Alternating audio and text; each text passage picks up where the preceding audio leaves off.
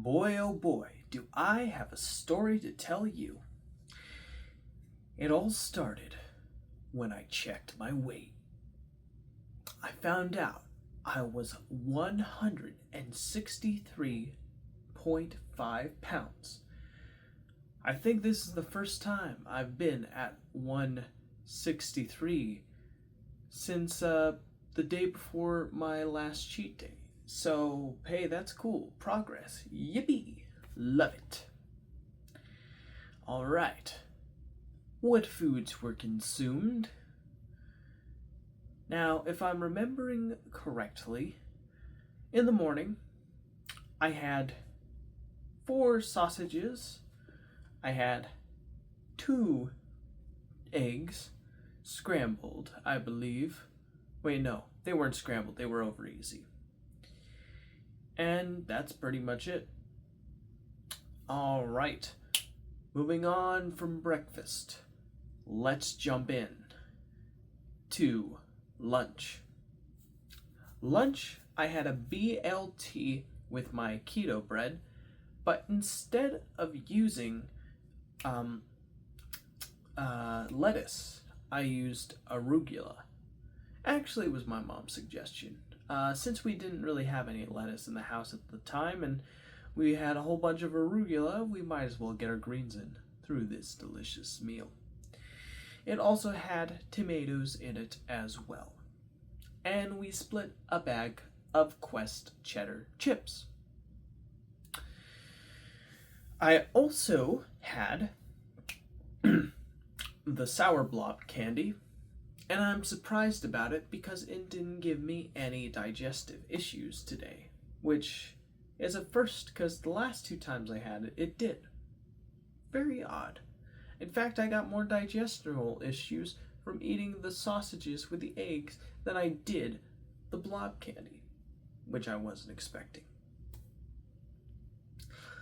When I say digestional issues, I don't mean my stomach hurt. I mean I need to use the restroom.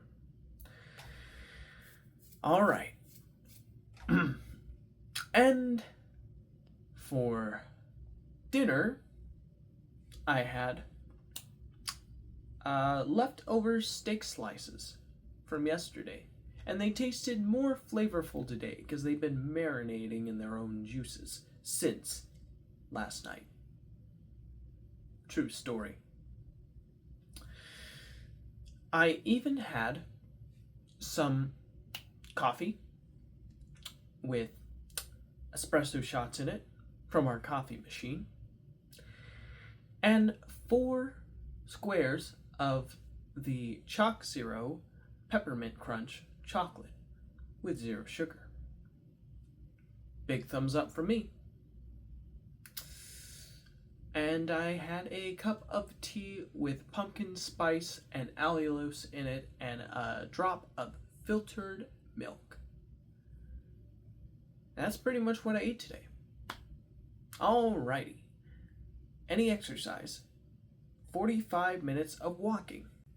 And now that we've gone through the health update, let us go down to the daily update. So I woke up this morning and I checked my weight first thing in the morning. I was at 163.5, so that was nice. Afterwards, I greeted my sister and my mom, who were in the kitchen. We decided to have a breakfast together. Eggs and sausage, very good. After we ate, my mom wanted to go on a 45-minute walk with me, so we went on that walk and we had a great time. When we got back, my mom wanted to find the perfect attachments for a metal table frame that she needed for her table she wanted to put in the guest room that has been worked on for quite a while. So we went to the nearest hardware store. We got the material we were looking for, the little nuts with the screws and everything, and we popped it in there. And before you know it, we had everything we needed, we put the table in the room after screwing it in. Then we put the marble topping on top, and we had our table ready to go. Well, we were pretty hungry after that whole event, so we had some BLTs and a bag of Quest chips. We also watched a Papa Meat video about Airbnb horror stories. I thought it was pretty funny, but my mom didn't like how crass Papa Meat got in the videos, which I can totally understand. He did get a little gross in this one, that's for sure. Well, after we were done watching, I found another video where guys decided to go to Area 51, of course not in the actual site, but like as close as they could possibly get, and see what they could film through like 10 different days with their cameras. And overall, they pretty much were under the impression that whatever is going on at Area 51 seems to be some unique and interesting experiences in the sky. They were thinking about maybe it could be satellites, maybe it could be airplanes from far away, drones, and they went into very good depth about why it might be one thing or why it might be another thing. I found it an absolutely fascinating video.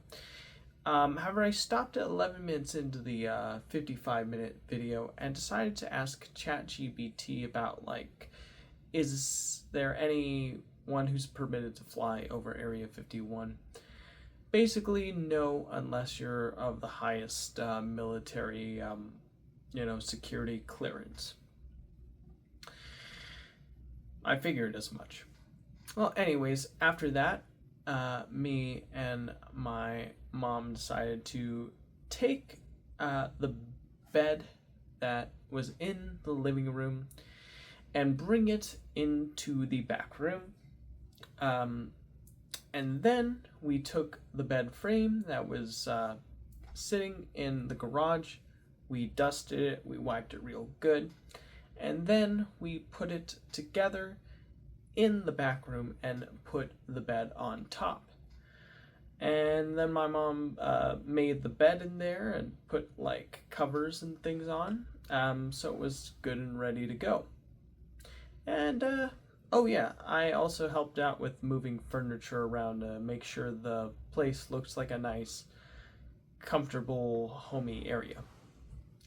Overall, I'd say we have a pretty nice looking room on our hands. All it needs now is a fridge and a microwave. Well, after we were done with that experience, I thought it would be a great idea to have dinner. My mom also thought the same. We both decided to have our leftover steak. We ate that. Then my mom suggested I make tea, and then we watched some Looney Tunes cartoons. So I did make some tea with the allulose, the pumpkin spice, and the filtered milk. I mixed it all together with a black tea bag and piping hot water, and we watched some Looney Tunes shorts together. We had a lot of fun. Although I will say that the Looney Tunes shorts we did watch, they were ones between like the 1960s to the early 2000s. And they honestly don't hold a candle to the Looney Tunes from between the 40s all the way to the early 60s. Like, those are like the golden age of Looney Tunes. Like, very funny, very classic. A lot of the ones we watched, they just felt very, very awkward, and the humor felt kind of misplaced, and just the jokes weren't as punchy or as interesting or well-timed as the originals. It just felt like they were missing something. And especially the ones that were made after Mel Blanc's death in 1989, those ones just feel really weird because you can kind of tell that, oh, that's not Mel Blanc, that's someone else. Um, and the weird thing is, like, Chuck Jones, a class act of the animation world, did work on a lot of 90s Warner Brothers cartoons. And even though they were really well, like, they look like the classic 1950s, like, Warner Brothers shorts of the day, but the jokes just didn't really land. Not all of them really were that great. And honestly, the voice acting was super distracting because the characters look like, oh, Mel Blanc's voice should be coming out of them. But instead, it's someone who's like trying to do their best impersonation of these characters, and it rubbed me the wrong way. Well, I guess even the brightest stars have to burn out. Well, after we're done watching, I decided to go into the room that we worked on today to see how it was looking. It was looking really good, and I asked my mom if it'd be alright if I could sleep there for one night just to see what it's like, and she gave me the green light. So I'm gonna go in there tonight to rest and see how I feel about it the next morning. I'm really excited about that. Afterwards, I realized I need to make my video, and so here it is. There were other things I forgot to mention. One thing was that my sister gave me and my mom a drink from a Walmart that was like a carbonated strawberry beverage with aspartame instead of sugar. And it tasted really good, actually. We both really enjoyed that. That was around the time we also had the sour globs, and I was sharing it with my sister and my mom. And it was around the time before we went to the hardware store to pick up the supplies. So yeah, that's my day. Overall, I'm really grateful for it. I'm really excited to see what tomorrow brings. And it was very productive, 100%. Well, that's pretty much all I have to say. Thank you for stopping by, and I will see you in the next video. Bye for now.